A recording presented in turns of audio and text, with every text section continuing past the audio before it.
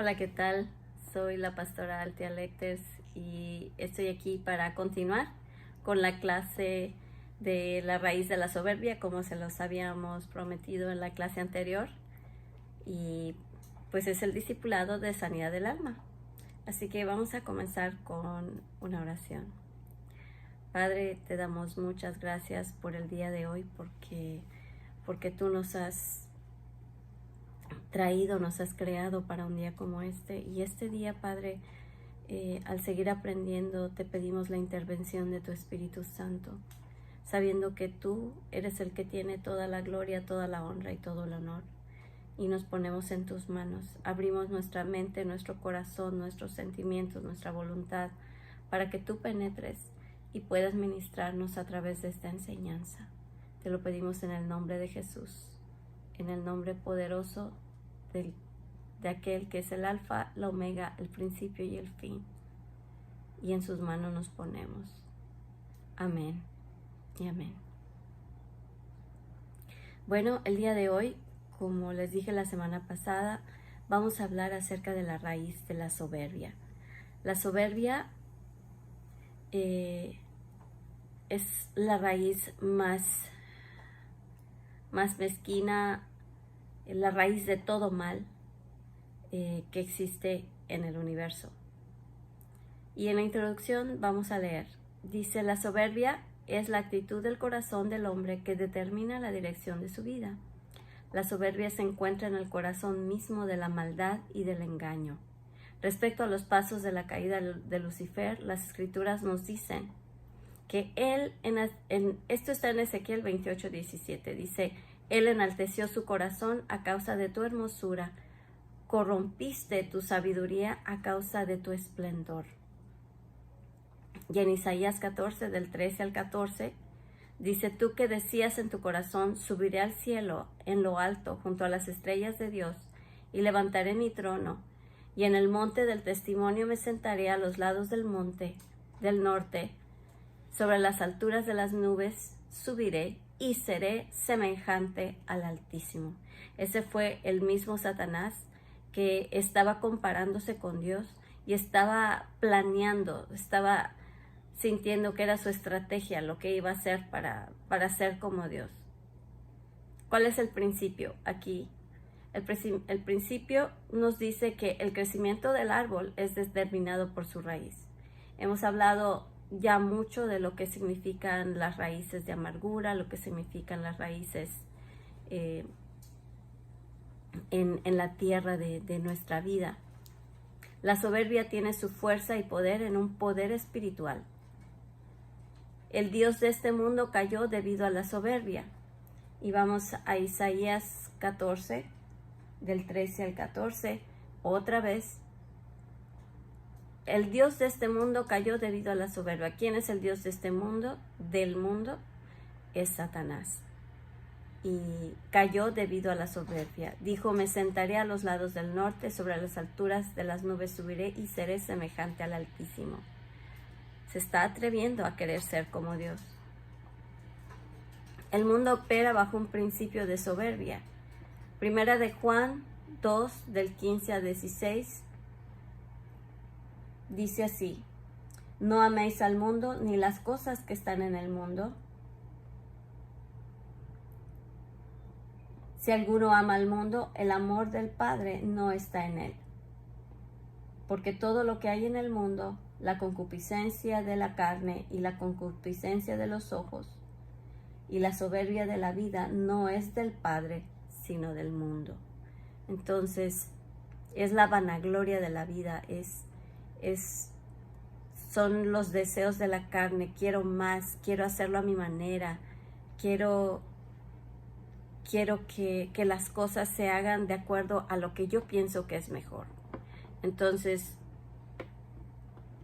el Dios de este mundo nos ofrece lo que muchas veces para nosotros decimos: wow, qué padre, qué bonito, y etcétera, pero realmente no es lo que Dios quiere para nosotros, no es la vida que Dios ha preparado para nosotros. Y y caemos en sus garras. La soberbia de la raíz de todo, la soberbia es la raíz de todo pecado y de todo mal. No nos dejemos engañar, nunca vamos a ser como Dios y siempre debemos depender de Él, porque Él sabe qué es lo mejor para nosotros. Mientras que la soberbia tiene sus raíces dentro del espíritu de esta era, la humildad es la esencia de Jesucristo. La soberbia tiene que cambiarse por la humildad. Nuestra vida tiene que ser transformada, tiene que ir de un lugar, ese lugar donde sentimos que todo lo sabemos, donde sentimos que ya la hicimos, que no tenemos nada más que aprender. Y vamos a ir subiendo y subiendo y subiendo por nuestros propios méritos. Eso no es lo que Dios quiere. El perfeccionismo es fruto de la soberbia. Wow. El perfeccionismo, fruto de la soberbia. Escuchemos bien, porque esta es una verdad dura, pero verdad a fin de cuentas. La definición, ¿qué es el perfeccionismo? Una persona que establece normas o metas para sí misma que son superiores a los requerimientos normales. Al obtener estas metas, la persona se coloca en una posición superior a otros y por consiguiente se convierte en un crítico de aquellos que no aceptan las mismas normas o metas. O sea, yo ya sé lo que es bueno, ya yo sé lo que es perfecto, ya lo sé, ya sé lo que el estándar. Yo ya llegué a ese estándar y por lo tanto, si yo llegué, todos tienen que poder llegar. Y muchas veces, amados hermanos, eso no es lo que Dios ha dictado para otras personas. Tú puede que seas de una manera, pero eso no quiere decir que todos tienen que hacer o ser igual que tú. La falta de amor, la indiferencia y las necesidades de otros, la indiferencia a las necesidades de otros, el juzgar con demasiada rapidez, la falta de sensibilidad, las palabras crueles y la crítica son características del perfeccionismo. Quiero que entendamos algo aquí en este momento. El perfeccionismo no es excelencia. La excelencia es hacer las cosas de la mejor manera para Dios, de una manera que se califica como lo mejor que podemos hacer, más el perfeccionismo no está en el corazón de Dios. No confundamos la excelencia con el perfeccionismo. El perfeccionismo mata el alma, no solo de la persona que es perfeccionista, sino de los que están a su alrededor.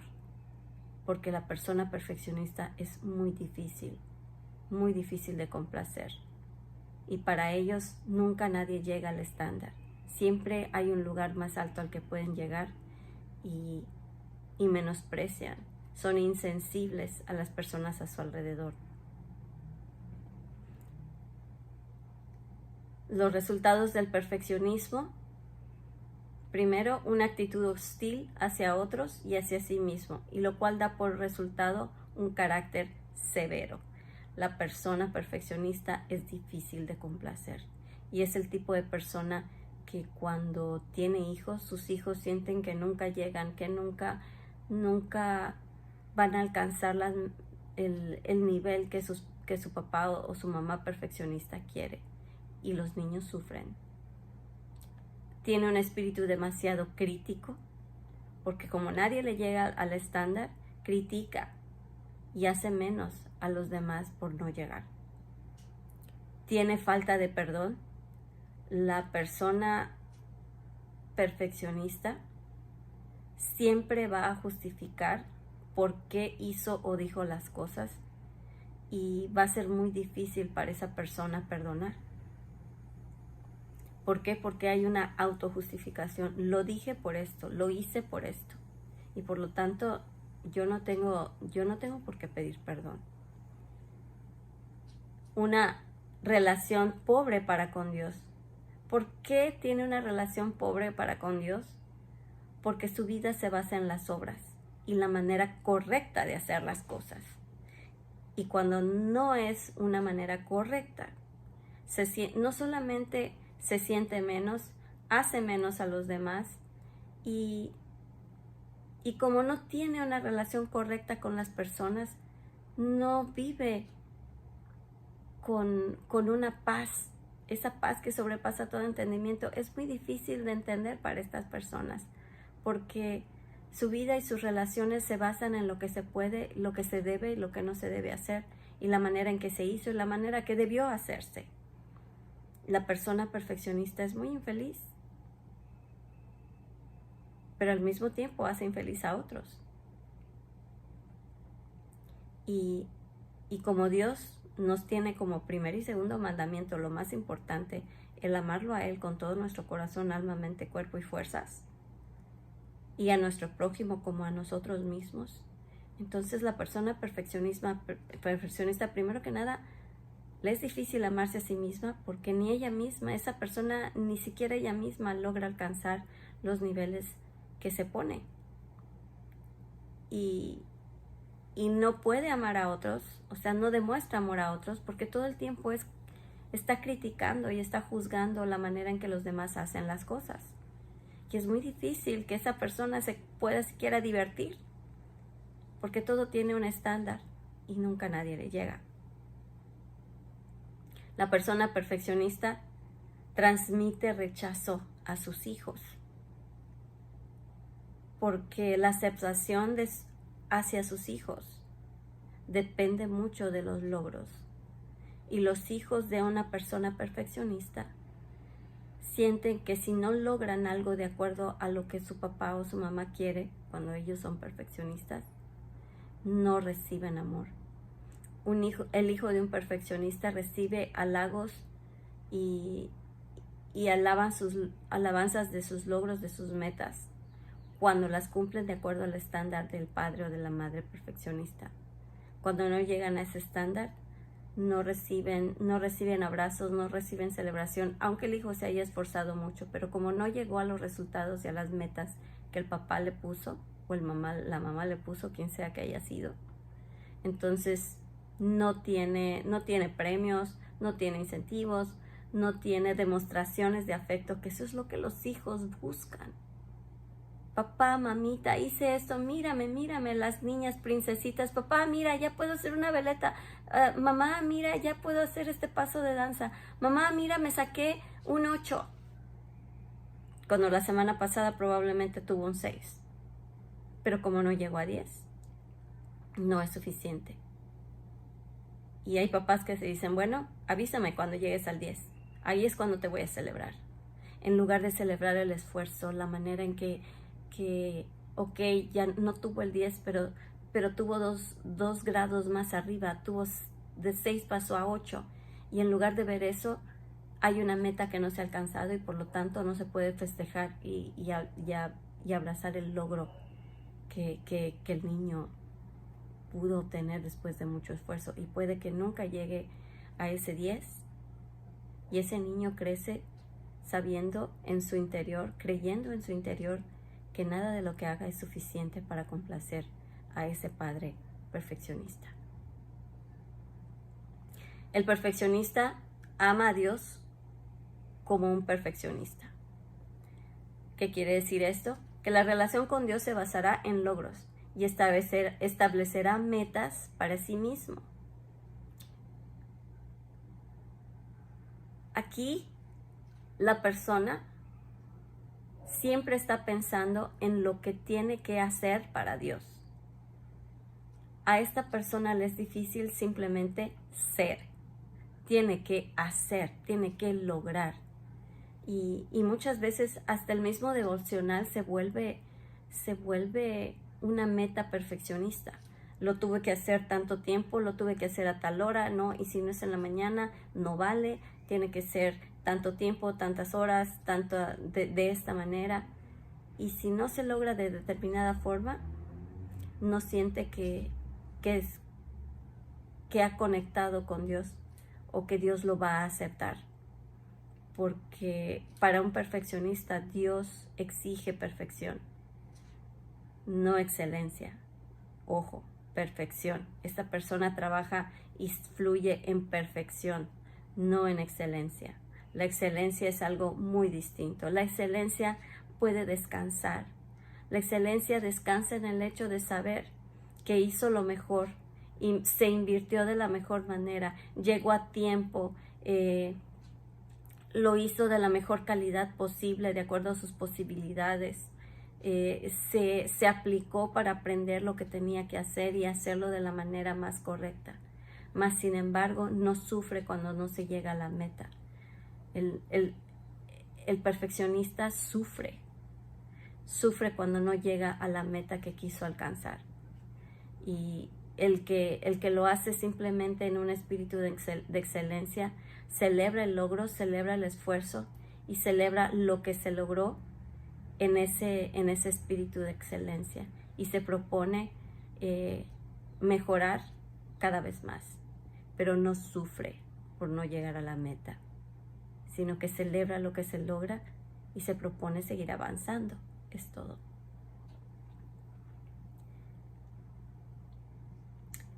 La persona perfeccionista recibe la aceptación de Dios basándose en obras. Su vida está llena de obras, pero en realidad no existe una relación con Dios. Son las personas que se la pasan haciendo y haciendo y haciendo cosas en la iglesia, pero cuando le preguntas cuánto tiempo pasó con Dios, precisamente por hacer todas esas cosas no tuvo tiempo. Y su relación con Dios es muy basada en lo que hace, no en el tiempo de calidad y en la presencia que ha disfrutado con Dios. Dios está presto para disfrutar nuestra presencia. Creo que a veces más de lo que nosotros buscamos estar en la presencia de Él.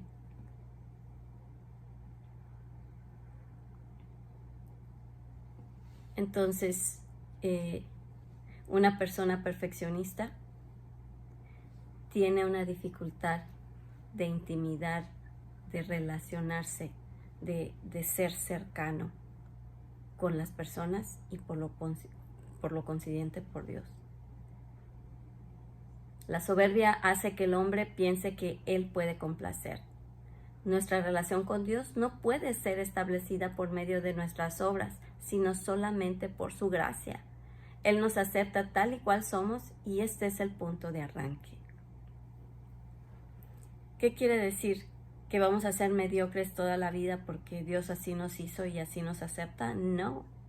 Quiere decir que Dios nos recibe como somos y nos va perfeccionando en el camino, pero no con un espíritu perfeccionista, sino con un corazón de amor que nos lleva en el camino de la santidad, donde poco a poco somos mejores, sin sentirnos mal cuando no llegamos a cierta meta, sino buscar llegar cada vez a lo mejor, a algo que sea mejor que ayer y menos que mañana, pero sin flagelarnos por no haberlo logrado y sin odiarnos ni resentir a las personas por no hacerlo. ¿Cuál es otro fruto de la soberbia? La competencia. ¿Qué es eso? Es una lucha por sobresalir, por ser el primero y el mejor para recibir reconocimiento. La persona perfeccionista siempre va a buscar el reconocimiento para saber que lo logró, para afirmar que lo logró y que su esfuerzo valió la pena. Necesita que las personas lo alaben por sus logros. Necesita que la gente lo exprese. Y siempre esta persona se va a esforzar porque la gente vea lo que hizo. Y si hay alguien que que está en el mismo rango, ya sea en la compañía, ya sea en la casa entre hermanos, siempre va a tratar de sobresalir y decir, yo lo hice, ¿eh? Yo lo logré. Y mira, lo hice hasta este nivel. Y se encarga de establecer un nivel que probablemente es difícil para otros de alcanzar. La persona perfeccionista, en este sentido de competencia, es una persona egoísta, es una persona voluntariosa, es una persona ambiciosa, envidiosa y que se exalta a sí misma. ¿Por qué? Porque necesita demostrar que lo logró por encima de quien sea. Los resultados de la competencia, ¿cuáles son? Enemistad entre hombres. ¿Quién quiere estar al lado de una persona que todo el tiempo está queriendo demostrar que lo hizo mejor que tú? Imagínate vivir con alguien que siempre te está diciendo, ah, sí, yo sí lo logré, tú no lo hiciste, pero yo sí. E imagínate la vida del cónyuge, de una persona perfeccionista. Siempre se va a sentir menos, siempre va a sentir que no llega al estándar de la otra persona. Y no hay una buena relación.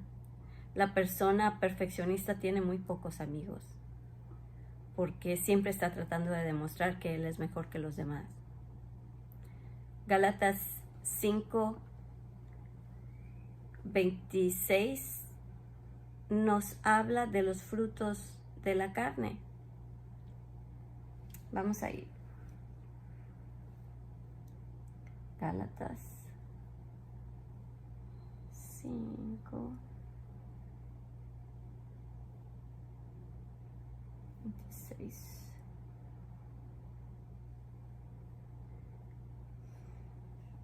Dice, no nos hagamos vanagloriosos, irritándonos unos a otros, envidiándonos unos a otros.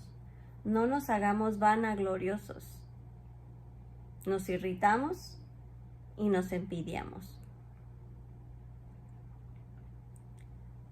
Gálatas 6:3.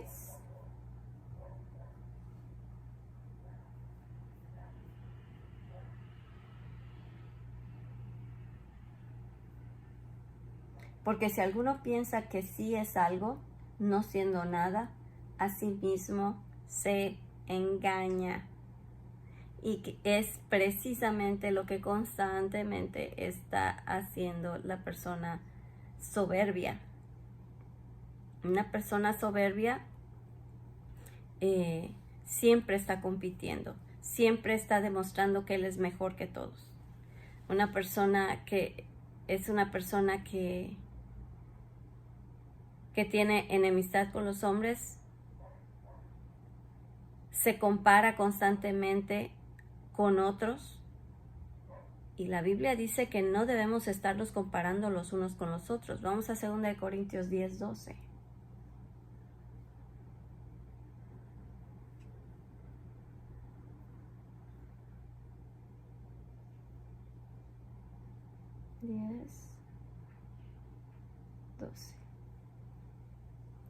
Porque no osamos contarnos o compararnos con algunos que se alaban a sí mismos, mas ellos, midiéndose a sí mismos por sí mismos y comparándose consigo mismos, no son sabios. O sea, el compararte con otros es tonto, es necio.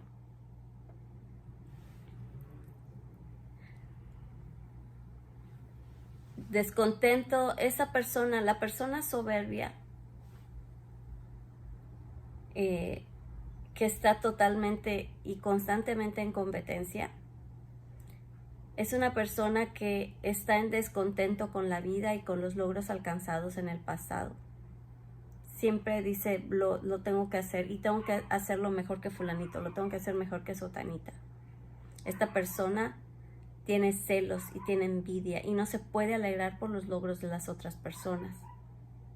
La soberbia es una raíz que nunca está satisfecha. La lucha constante con Dios y con el hombre produce un espíritu de competencia que absorbe toda una vida, y no le permite funcionar en el papel ni en el llamado que el individuo tiene. O sea, por estar esforzándote de demostrar que eres mejor y que vales más, acabas realmente siendo infeliz, acabas siendo solo, estando solo. Y acabas lejos del llamado que Dios tiene para tu vida. Porque Dios en los llamados que nos ha dado siempre va a estar fluyendo en amor y en humildad.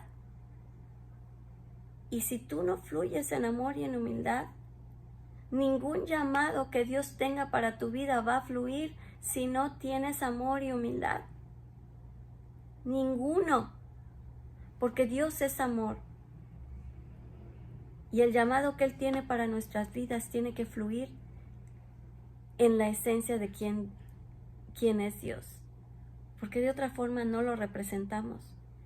Y Él no va a respaldar ninguna manera que nosotros tengamos de hacer las cosas que no sea con amor y con humildad. La falta de perdón es otro fruto de la soberbia. Una persona amargada, delicada, susceptible, que no perdona, que es iracunda, que es hostil y es rencorosa, esa persona, ese tipo de persona tiene una dificultad muy grande para poder perdonar. Los resultados de la falta de perdón, ¿cuáles son? La culpabilidad y la condenación. ¿Por qué? Porque la persona no puede soltar a otros y por lo tanto Dios no lo puede soltar a él. Vimos en otras clases la parábola del amo que perdona la deuda y el siervo que no perdona, ese siervo que se le perdona no perdona a su consiervo y el amo acaba diciéndole, no, pues si no le perdonaste a él la deuda, pues yo tampoco te perdono la tuya. El Señor Jesús fue directo. Esas son palabras de Jesús. Si tú no perdonas a otros, Dios no te perdona a ti. No podemos acercarnos a Dios a pedirle perdón si nosotros no hemos sido capaces de perdonar la deuda de otros a nuestra vida. Entonces, tenemos que tener en cuenta que para el perdón, tanto para perdonar como para pedir perdón, se necesita humildad. Y la persona soberbia no tiene humildad.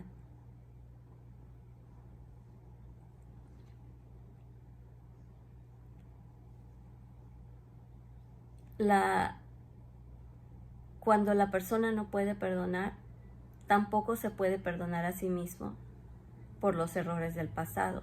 Y es ahí donde entra otra vez en el juego el perfeccionismo. No puede recibir el perdón de Dios. Es debido a que la relación con Dios realmente no es genuina y no es íntima. Le cuesta trabajo a esa persona entender quién realmente es Dios. La soberbia no permite que la persona se perdone a sí misma por haber quebrantado la imagen de superioridad que se había formado. No se perdona a sí misma a la persona porque sus estándares son muy altos. Y cuando la persona se da cuenta que falló e hizo algo muy malo, en esa tendencia al perfeccionismo, la persona soberbia no se siente que llega al estándar, que no se siente que pueda ser perdonado. Puede que lo diga, pero no lo vive. Y esa persona va a tener mucha dificultad en perdonarse a sí mismo. Otro resultado de la soberbia es la ceguera y el engaño. Fallamos en vernos como somos en realidad y fallamos en ver a otros como en realidad son. Hay amargura y hay odio. Entonces, en los resultados de la falta de perdón tenemos la culpabilidad y la condenación, la ceguera y el engaño, porque no podemos ver ni a Dios, ni a nosotros mismos, ni a otros como realmente somos. Y la amargura y el odio vienen a formar parte de la vida de una persona soberbia. La soberbia produce un sentido falso de justicia cuando tengo que vindicar al yo. La soberbia pide retribución en vez de perdón. En lugar de decir, perdóname, la regué, dice, me la debes y me la vas a pagar. Causa ceguera, causa amargura y causa odio. La soberbia produce un sentido falso de justicia cuando tengo que vindicar el yo. La soberbia pide retribución en vez de perdón.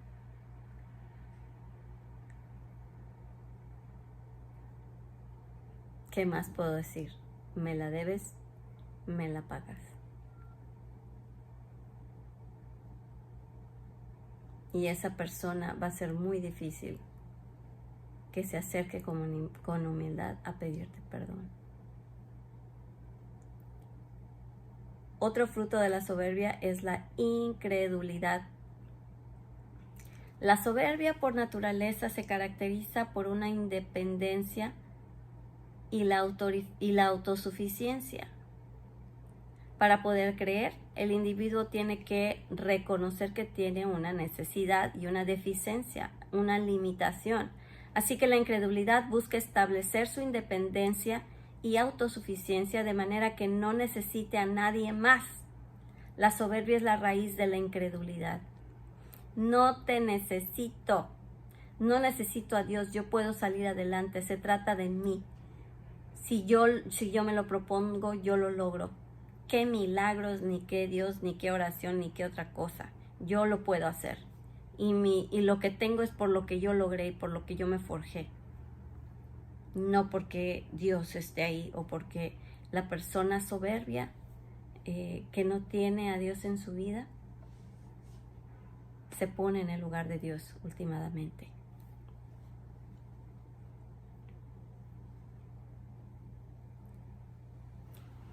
Produce un sentido falso de justicia cuando se tiene que vindicar el yo. ¿Qué quiere decir eso? Que no vamos a pedir perdón, sino que vamos a justificar lo que hicimos para no pedir perdón. Otro fruto de la soberbia es la incredulidad. La soberbia por naturaleza se caracteriza por una independencia y la autosuficiencia. Para poder creer, el individuo tiene que reconocer que tiene una necesidad, una deficiencia y una limitación. Así que la incredulidad busca establecer su independencia y autosuficiencia de manera que no se necesite a nadie más. La soberbia es la raíz de la incredulidad. O sea, somos independientes, somos autosuficientes, no necesito a nadie. Para realmente poder creer, primero tenemos que reconocer que tenemos una deficiencia, una limitación. Tenemos una limitación y necesitamos ser redimidos por el Señor. Perdón. De manera que pues una persona soberbia le va a costar trabajo creer en la soberanía de Dios, que Dios ama a todos, sin importar que logren metas o no.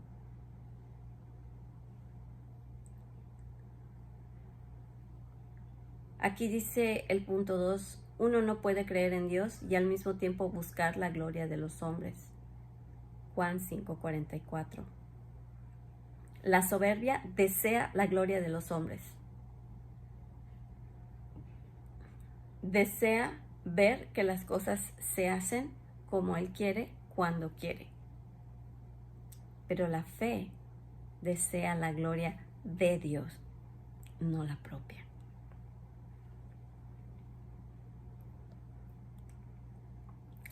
La soberbia busca por sí misma poseer bendiciones de Dios, caracterizándose por, primero, la lucha con Dios. Vamos al Salmo 46, 10. Salmo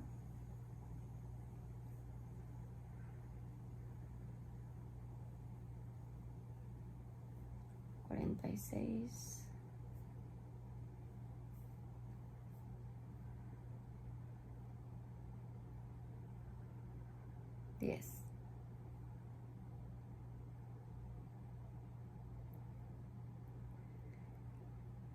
Dice la palabra: estad quietos y conoced que yo soy Dios. Enaltecido seré entre las naciones y exaltado seré en la tierra. Wow.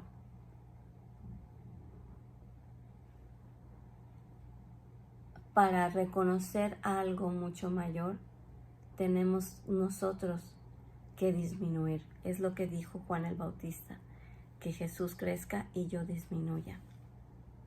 Una persona soberbia no va a querer disminuir, va a querer siempre estar en el lugar alto.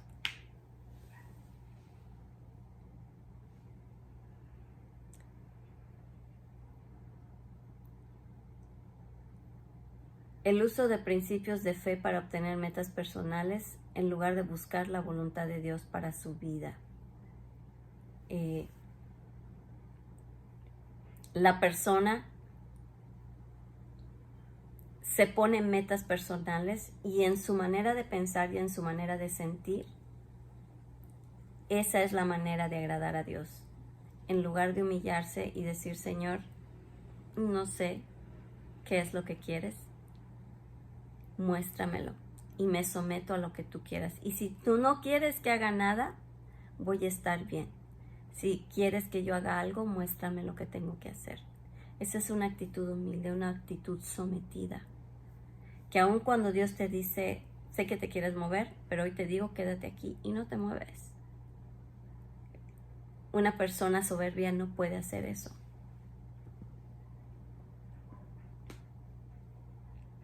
La persona soberbia busca primero su placer. Se niega a buscar la voluntad y el placer de Dios. ¿Por qué? Porque primero su placer es lo que importa. La fe y la humildad tienen la misma raíz.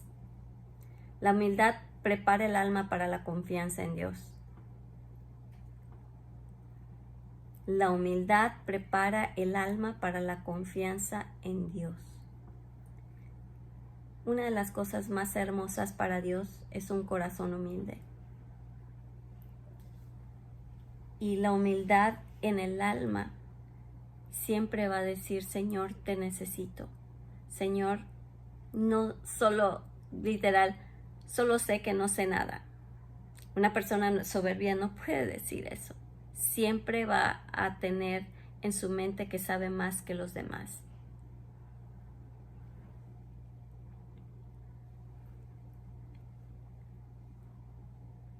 Cuando el centurión vino a Jesucristo, nos dio un ejemplo de esa humildad. El centurión pudo haber agarrado a Jesús y se lo pudo haber llevado a la fuerza y ordenarle que hiciera lo que dijera. Pero, ¿cuál fue la actitud del centurión? Que él, aún en su rango militar, donde los romanos se sentían lo máximo, aunque fueras un soldado raso por estar en el ejército, se sentían, pero la última coca en el desierto, y para ellos,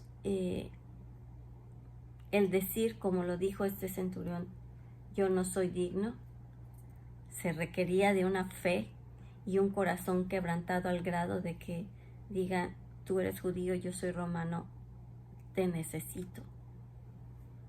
Y eso es lo que Dios quiere de nosotros, que nosotros lleguemos a ese punto donde a los unos a los otros nos digamos: te necesito, sin poner barreras, sin poner: no, pues tú tú me dices que hiciste 3 oraciones, yo hice 10. Y, o sea, es la actitud de un perfeccionista, así es. Pero una persona que vive en esa humildad tiene la valentía de decir, no vale la pena que yo vaya, yo no soy digno. En otro ejemplo que nos da aquí, nos menciona a la mujer que estaba pidiéndole al Señor que interviniera por su hijo. El Señor le dijo que la comida a la mesa era para los hijos y solo los perros recogían las migajas. ¿Y qué hizo la mujer? Se puso a recoger migajas. Dice, vamos a Mateo 15, 27.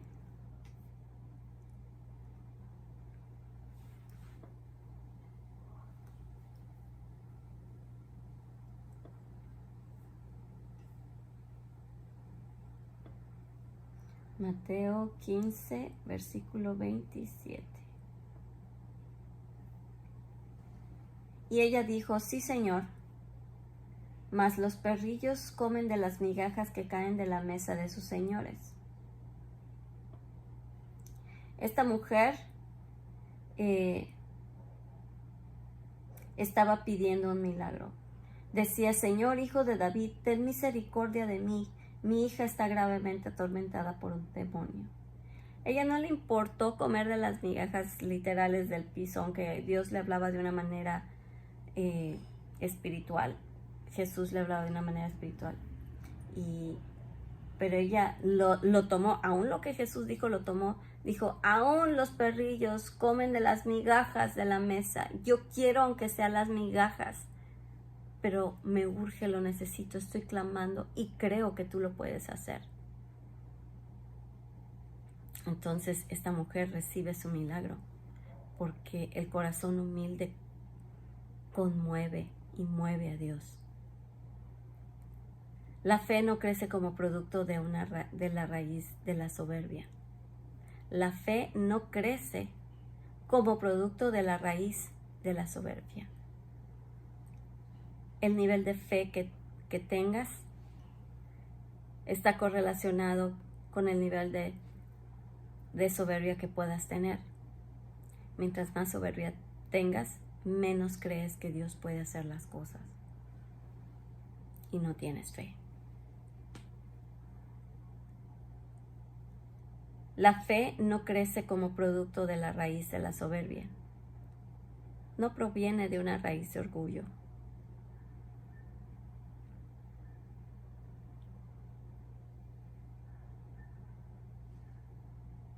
Sí, Señor. Entonces, en la conclusión, la fe no puede convivir con la soberbia. O es una o es otra. Para que la fe pueda crecer, tiene la persona que ser humilde y reconocer que necesita a Dios y lo necesita sin que tenga que él o ella hacer algo para ganárselo. ¿Cómo se corta la raíz de la soberbia? Le pedimos a Dios que nos muestre dónde está el engaño de la soberbia. Ya hablamos de ir a raíces, de cómo ir a raíces, de reconocer patrones. Le pedimos a Dios que nos muestre de dónde proviene este engaño de la soberbia. ¿Qué pasó en nuestra vida que nos causó ser así? Tiene que haber arrepentimiento. Tiene que haber humildad de arrepentimiento para decir, Señor, tengo problemas de raíz de soberbia. Ayúdame, te necesito. Se necesitan soltar los engaños de la soberbia. El engaño de perfeccionismo, el engaño de la competencia, el engaño de todas estas cosas que hemos tocado ahorita. Se necesitan reconocer y traer delante del Señor. Y soltar todos esos engaños de la soberbia. No soy la última coca en el desierto. Di conmigo, no soy la última coca en el desierto. Y necesito a Dios, necesito de su misericordia, necesito de mis hermanos, necesito de mi familia. Y no tienen que hacer las cosas a mi manera ni al nivel que yo les pongo. Entonces hay que reconocer, pedir perdón y pedir perdón por las maneras en que hemos probablemente lastimado a personas de nuestra familia. Como les decía en la clase pasada, sangramos sobre personas en el presente de las heridas que se originaron en el pasado. Salpicamos a las personas en el presente con las heridas que se originaron en el pasado. Hay que cambiar la motivación de la vida. La motivación de ahora en adelante debe ser el amor, y hay que humillarse ante Dios. La soberbia es la raíz de todo pecado y de todo mal. La raíz de toda virtud es la humildad. La soberbia nos empuja hacia arriba. El rechazo nos empuja hacia abajo. Nosotros debemos liberarnos de ambos y dejar que Dios sea el que exalte a la persona. Que sea Dios el que nos exalte, no el hombre, no nosotros mismos, ni buscar ser exaltados. Entonces, ¿puedes reconocer una raíz de soberbia en ti? Primero que nada en ti. Y tal vez a una persona a tu alrededor con la que te es muy difícil convivir. Tal vez eres perfeccionista o vives con un perfeccionista. Es muy difícil la vida con un perfeccionista. Pero no es imposible de romper esa raíz. ¿Y qué hay que hacer? Ir a esos lugares donde se ocasionó la soberbia. Hay hijos que nunca recibieron disciplina. Padres, disciplinen a sus hijos, porque de lo contrario van a crear hijos soberbios que van a tener una dificultad muy grave y muy grande para poder relacionarse con Dios y para poder relacionarse con la gente de su alrededor. No creemos hijos soberbios. Amemos a nuestros hijos lo suficiente como para disciplinarlos y hacerles sentir que hay una autoridad por encima de ellos, no con abuso, no con maltratos, con amor. La disciplina con amor hace que la persona pueda crecer para ser una persona humilde y pueda levantarse para ser un instrumento de Dios en el amor y la humildad de nuestro Señor Jesucristo. Esa es la lección de hoy. Y si tú has reconocido algo de esto, vamos a orar y vamos a pedirle al Señor que nos muestre de dónde viene.